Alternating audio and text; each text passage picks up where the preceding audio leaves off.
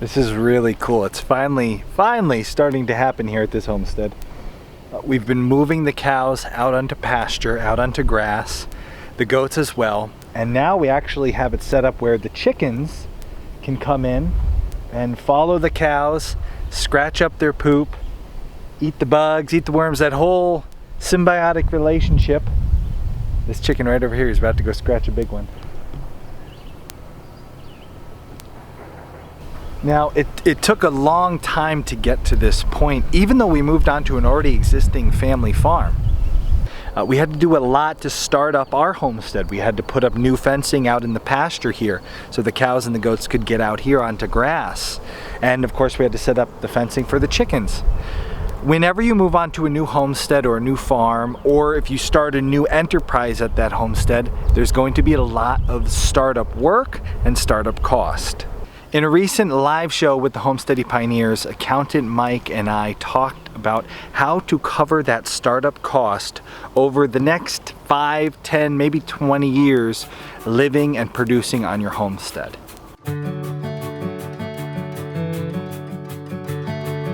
Accountant Mike, congratulations, you just bought your first home, right? I did, yeah. So, recently. You no longer are a city dweller? No, I live in the country now. There's greenery outside this window here, and there's like, I don't know. I mean, it's like my neighbors that way. I can see them, but they're like a distance away. So for the longest time, you were my city accountant. Now you're my. I was. You say it's country, but there's apparently an argument in the household. It's pretty country. No. Like I've got grass and stuff like that. I'll give you suburbs. All right. Okay, so you got your house, right? Yeah. You moved in and you did a little bit of remodeling. You painted some new colors. Yeah. I got a picture sent to me. Did you? From your wife. Oh dear. Long-term listeners and followers might be surprised at what was in the picture.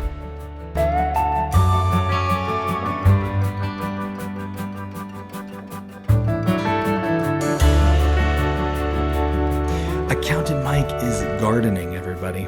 Well, that's a little misleading. Tell me about the garden.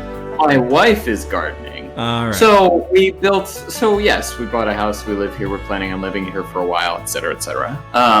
We built a raised bed that Leanna is using to do, she's growing all kinds of stuff. Tomatoes, cauliflower, broccoli, cucumbers. There's a pepper plant in there. There's some spinach. I gotta say, the picture, it looked beautiful. It's crazy. It's intense. And the keen listener will remember from episode number 0001, Container Gardens got a thumbs up. It sure did. And after actually doing it, I totally get it. Like, it's something, and I don't know if this is where you're intending on going with this story, but it's something where by putting a garden inside of a container like that and kind of controlling it a little bit, you have a much tighter degree of control over your expenses, right? Because it's much more, it's much easier to actually kind of wrap it up in a fence if you want to keep the deer out so they don't eat it. You can get better soil for it if you want because you're buying so much less soil. So yeah, she's doing it. We did it. Cost us some money to set it up, but we're going to keep it for a bunch of years, so I'm not too worried about that. That's not at all where I was going with it, but that was, okay. I mean, like a super good transition. Like, all right, good, here we excellent. Go. So, the reason I bring up gardening and your gardening, because the first thing I asked you was, you better keep track of your numbers, and you said I already did, and it looks awful. Oh yeah. Mm-hmm.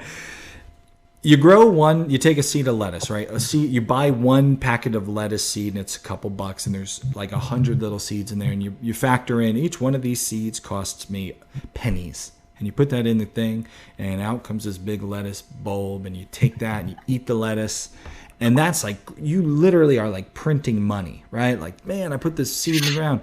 Totally. Chickens. Now, don't interrupt me here. I know what you're thinking.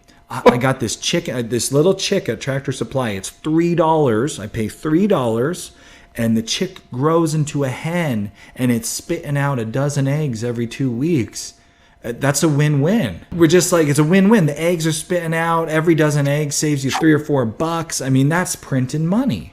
You take that one seed and that little head of lettuce or that one chicken and you start to multiply it, right? You have a whole garden now and you're spending a couple hours in the garden, and then you get a whole flock of chickens, and then you put the garden and the chickens together, and now you have a homestead. And that one little seed and that one little chicken turns into this huge thing, and keeping track of all the inputs and all the outputs. Mm-hmm. It's easy to lose track of that and kind of hope you're profitable. Sure. But does hoping you're profitable work, Captain Mike? No. What do you see with your clients? Does hoping you're profitable lead to success in business or in life? Not usually. I mean, sometimes it can work out for you, but generally it's going to be a lot easier, a lot less headaches if you've got a real plan, if you stick to the plan, and if you put something in place to know if you're staying on track. And that is what I think we're going to help everybody who's watching tonight identify some of the costs, identify some of the profitability, where to look for that, and kind of help everybody stay on track with keeping track of all this and working and growing towards being a profitable homestead. Because like a business, like any new endeavor, it takes a little bit of time to get profitable.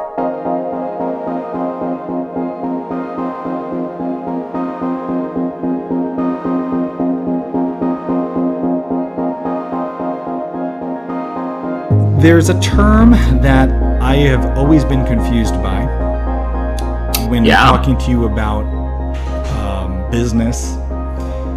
Cogs. What are the cogs? COGS specifically reference, it's an acronym. It stands for cost of goods sold. It is a specific accounting measurement that is used anytime you're dealing with a business that sells some sort of tangible product, right? It gets a little complicated a little quick, but the basic point is you're trying to capture all of the costs that are involved in producing something which is ready to sell. So right? What I've done, because as a farmer, as a homesteader, the idea that the cost of goods sold, that's accountant talk. I've gone through and kind of labeled these the way my farmer homesteader brain thinks of them. Now, some of you out there probably are more maybe accountant Mike brained, and you can talk cost of goods sold all day. But I've got a list of 7 costs, and if you're taking notes, pioneers, this video is going to be you're going to be able to stream this all the time. But if you want to maybe put some notes in your iPhone, so that, or your whatever phone you use, hey, we don't judge. Put the notes there, and you can go back to them. So the first of the 7, these are 7 costs that you need to make sure you are including in your cost assessment when trying to figure out whether or not you're running a profitable homestead. The very first one is what I refer to as your startup cost.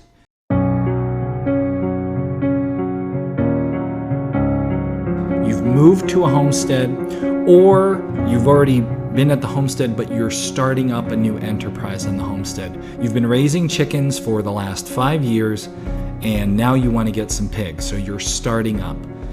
Whether it's a brand new homestead or a brand new enterprise, you're going to have some costs that you're going to have to take care of right away that you will not hopefully have to take care of for another 5, 10, if you do it correctly, maybe 20 years.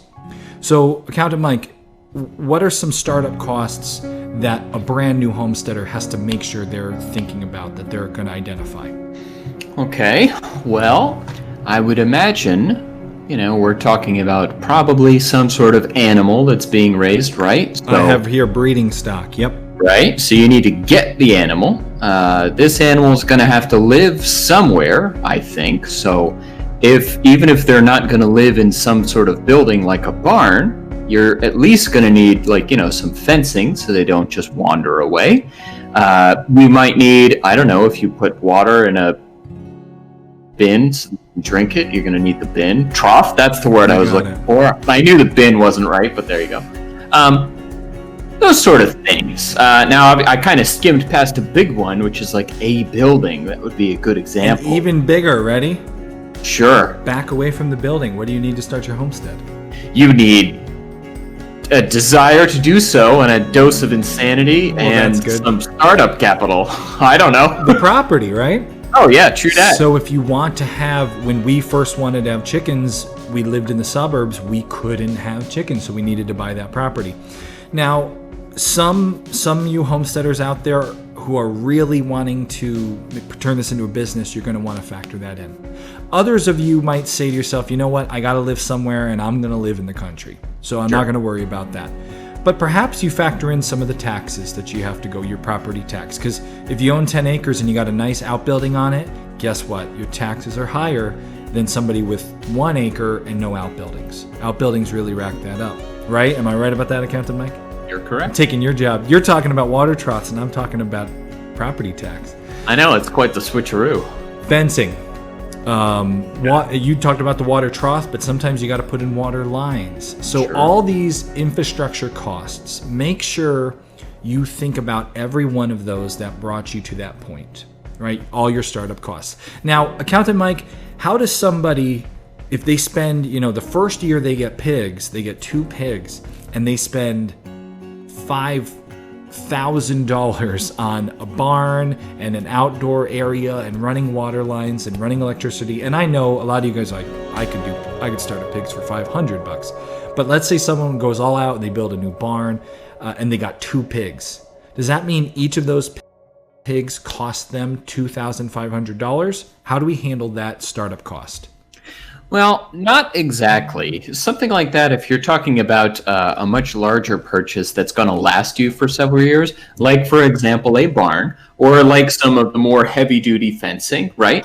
Usually, the treatment of those items is you amortize out that cost over their expected life. You're going to see amortization or depreciation tossed around. I'm going to use them interchangeably, even though they are kind of different things. The point here, let's say you build a barn, which, first of all, if you could build a barn for $5,000, that's incredible. Good on you. If you do, whatever. If we're expecting that barn to last, let's say, 10 years, that means we would take that $5,000 and we would divide it up into 10 segments. And that's really our cost per year if we're thinking about things from a profitability basis. Now, it's probably going to cost you more than 5, and I would imagine a well-built barn is going to last you more than 10. But that's the principle behind it. Instead of taking all of this expense all in 1 year and saying, wow, this was a terrible year, what you're going to do is take a little bit for every single year that you use this item, use this process. So that's the way to handle startup cost. Once you then have all your infrastructure ready, you get those 2 maybe breeder pigs, you get your start-off livestock, now you're off and running. And so the number 2 kind of cost that you don't want to miss. So there you have it. Amortize that cost over 5, 10, 15, 20 years and factor it in if you sell your products. And that's how you can cover your startup costs as a homesteader. If you want to find out what number 2 cost all the way through number 7 are, don't worry, there's a podcast coming out of this episode soon, so stay tuned, subscribe to our podcast, and if you just can't wait and you gotta see it right now, you want to see the whole episode, Homesteady Pioneers have access to this entire interview. It's the Homesteady Pioneers live from the barn show. If you become a pioneer by clicking right here, you'll get access to that instantly. You can watch the whole episode before it even comes out as a podcast or any of the other videos come out here on YouTube. So $5 a month, become a pioneer. It's on sale this month. Click here to get that sale before that sale ends.